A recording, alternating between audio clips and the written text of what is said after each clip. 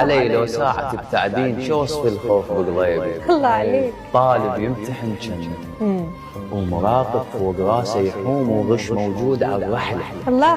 شلون اقدر؟